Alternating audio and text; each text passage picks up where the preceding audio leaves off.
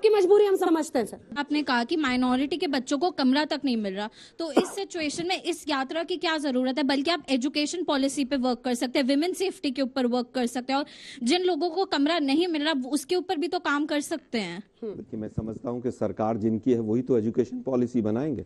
New education policy आए 3 साल हो गए, लेकिन सरकार पकड़े चल रही है, अभी तक लागू नहीं हुई है वो। हम तो विपक्ष में बैठे हुए हैं।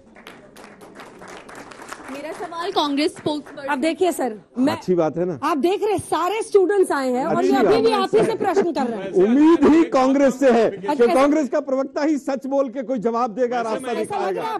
भाजपा से क्या करे, रोज छोड़ते रहते हैं लंबी लंबी। 15 लाख आएंगे, स्मार्ट सिटी बनेगी, 100 पता नहीं क्या क्या होगा, रोज बोलते रहते हैं। इनको कौन सुनना बंद कर दिया लोगों ने? आप लोग सुधांशु जी से भी प्रश्न एक कीजिए। पॉइंट में क्लैरिफाई कर दूं, भारत को विभाजन करने वाली बात, जब भारत का विभाजन हुआ तो अंग्रेजों की सरकार नहीं थी। 2 सितंबर 46 को नेहरू जी अंतरिम सरकार के प्रधानमंत्री बन चुके थे। माउंटबेटन वायसराय थे, जैसे राष्ट्रपति होता है, पहले और नेहरू जी प्रधानमंत्री थे। 1937 में आरएसएस ने उसकी डिमांड कर दी। सुनिए, प्रस्ताव पारित हुआ है जब, और भारत के डिवीजन का जब जून 47 में ब्रिटिश पार्लियामेंट से प्रस्ताव पारित हुआ तो कांग्रेस की सरकार थी। कांग्रेस ने अपने नेशनल एग्जीक्यूटिव में उसको बाकायदा पारित किया है कि भारत के 2 टुकड़े होने चाहिए। मेरा सवाल ये है कि इस यात्रा से राहुल गांधी कितने भारतीयों को जोड़ पाए हैं, और क्या ये यात्रा उन्हें प्रधानमंत्री की कुर्सी दिलवा पाएगी? देखिए, प्रधानमंत्री की कुर्सी के लिए यात्रा नहीं है। और अगर आज तक के शो में, अंजना जी के शो में भारत जोड़ो यात्रा पे चर्चा हो रही है और तमाम ऐसे मुद्दों पर नहीं हो रही है जो बीजेपी रेस करती है रोज, तो समझ लीजिए भारत जोड़ो यात्रा सफल है। क्या बात, आपका यही पैमाना है? नहीं, पैमाना एक ही है, पैमाना एक ही है, ये पैमाना है।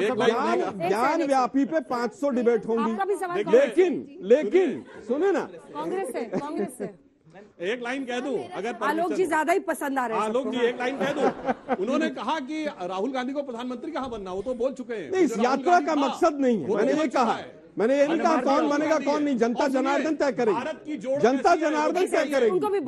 सुनिए, उन्होंने कहा प्रधानमंत्री नहीं बने, वो राहुल गांधी को तो मैंने मार दिया, अब ये दूसरा राहुल गांधी है। और आपने देखा भारत जोड़ो कैसा बेबसी का है, तो इनके लिए जानते हैं कैसे कहते हैं, कभी बेबसी ने मारा, कभी बेकसी ने मारा, गिला मौत से नहीं है, मुझे जिंदगी ने मारा। छोटा सा उत्तर दे दूं, भारत जोड़ो यात्रा का ऐसा हाल हो गया है कि लाली तेरे लाल की और जित देखूं तित लाल, और मैं भी जो जित देखूं तित लाल, और लाली जो देखन मैं चला और सबको हो गए लाल। आज भारत जोड़ो यात्रा बीजेपी को किस तरह से पूरा दिन और रात किस तरह से परेशान कर रही है, यह आज इसके शो में पूरी तरह से पता चल गया लोगों को। सर, मेरा सवाल आपसे है कि ये भारत जोड़ो यात्रा है या मोदी से भारत तोड़ो यात्रा है? मोदी से, अच्छा मोदी विरोधी। तोड़ने की तो भारत जोड़ो शब्द है भाई, उसमें तोड़ने का तो है ही नहीं, तोड़ने का काम तो इनके पास। सर, आप गारंटी देते हैं कि सिर्फ साथ चलने से पूरा का पूरा भारत जुड़ जाएगा? क्योंकि मेरे हिसाब से भारत उसी दिन जुड़ गया था जब मोदी जी के कहने पर पूरे भारत ने एक साथ कोरोना से लड़ाई करी थी, एक साथ गर्दन बजाए थे। जुड़ जाएगा चलने से भारत? बिल्कुल। देखिए, कोरोना में सब साथ थे, मैं तो आज वो थाली चम्मच लाया नहीं तो बजा भी देता मैं। सब साथ थे, और दिया बत्ती और गोबर का लेप और गोमूत्र सब साथ थे, लेकिन उसके बावजूद 50 लाख लोगों की मृत्यु हुई, और उसके बावजूद गंगा का किनारा लाशों से पट गया, और उसके बावजूद आज सरकार कहती है कि अगर किसी की मौत वैक्सीन लेने से होती है तो सरकार जिम्मेदार नहीं। और उसी के बाद यह हुआ कि लाखों लोग, करोड़ों लोग बेरोजगार हो गए, और उसी के बाद यह हुआ कि 700 किसान वहां पर बॉर्डर पर बैठकर शहीद हुए, उसको सुनने वाला कोई नहीं रहा। दुनिया में हम दूसरे नंबर के बड़े देश हैं, सफल वैक्सीनेशन हुआ। चाइना में क्या स्थिति देख लीजिए और हमारी क्या स्थिति। और फैक्ट के साथ बोलता हूं, कोविड को मोविड किसने बोला? पूरी दुनिया में कोई विपक्षी दल है जिसने कोविड को मोविड बोला हो? और अप्रैल 2021 में जब सेकेंड वेव चरम पे थी तो दोनों भाई बहनों ने ट्वीट किया हुआ है कि हमने बच्चों का वैक्सीन विदेश भेज दिया। बीच में नहीं, आलोक जी आपके बीच में कोई नहीं बोल रहा। मिस्टर शर्मा नहीं, मैं आपको मौका दूं। नहीं, बीच में नहीं, अब मैं जवाब ले लूंगी। सुनिए, मेरा प्रॉमिस है। जो वैक्सीन था, इन्होंने कहा बच्चों का वैक्सीन विदेश भेज दिया। अप्रैल 21 तक भारत छोड़िए, दुनिया में कोई बच्चों का वैक्सीन ही नहीं बना था। और उसके बावजूद इस ढंग का दुष्प्रचार करना यह दर्शाता है। और इनको बड़ा रखता, थाली बजाने से और दिया जलाने से कोरोना भाग जाएगा, तो चरखा चलाने से अंग्रेज भाग रहा था। छोटा सा जवाब।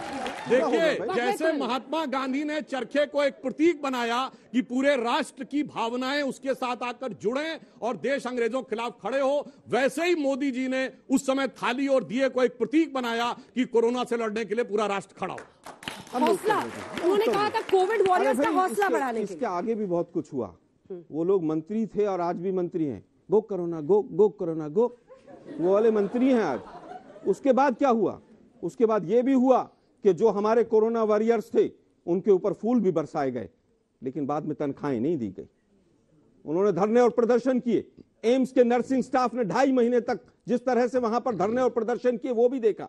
जितने कॉन्ट्रेक्चुअल वर्कर लगाए गए सब हटा दिए गए।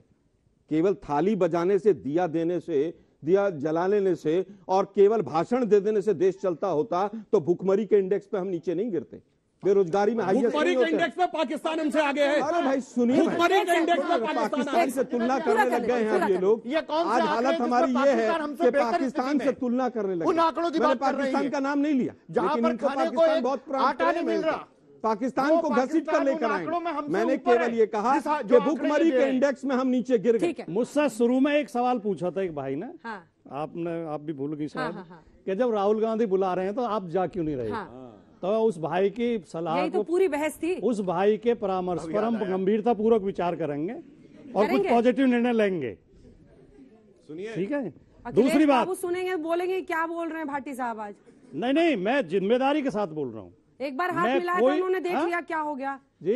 एक बार हाथ मिलाया था चुनाव में, देखा क्या हुआ। वो तो फिर हम अतीत में बहुत किस्से बता देंगे इस तरह के। बहुतों से हाथ लेकिन एक बात उनका यही हाल हुआ है। सुधांशु जी ने कही थी बहुत जिम्मेदारी के साथ, बड़ी प्रशंसा की अपनी पार्टी की, कि हमने जिनके थोड़े थोड़े विधायक थे उनकी भी सरकारें बनवाई और प्रशंसा कर देते, कम पड़े तो खरीद के लेके आए। बिल्कुल, अपना सीएम नहीं खरीदे भी विधायक, दूसरों और ऐसे राज्य में भी बनाई जहां एक भी विधायक नहीं था बीजेपी का, और गोवा में भी बनाई जहां 12 विधायक थे कुल। तो प्रशंसा पूरी करा करो जब करने पे आते हो। अभी इनको जवाब दे दूं, गोवा में जानते क्या हुआ था? इनसे पूछिए कभी दावा किया था जाके? अरे भाई, आपने गवर्नर के पास दावा नहीं किया, यानी आप एग्जामिनेशन हॉल में जाके कॉपी सबमिट नहीं करेंगे और कहेंगे मुझे पास घोषित कर दिया जाए, चूंकि मेरे को सारे प्रश्न आते थे। उत्तर दे देता हूं। और सुनिए, राहुल गांधी जी के साथ जानते क्यों नहीं आ रहे? भाई अखिलेश जी उनसे बहुत दूर निकल चुके हैं, ममता जी बहुत दूर हैं, सब क्षेत्रीय नेता बहुत दूर हैं, और राहुल गांधी कह रहे हैं ओ दूर के मुसाफिर हमको भी साथ ले ले रे, हम रह गए अकेले।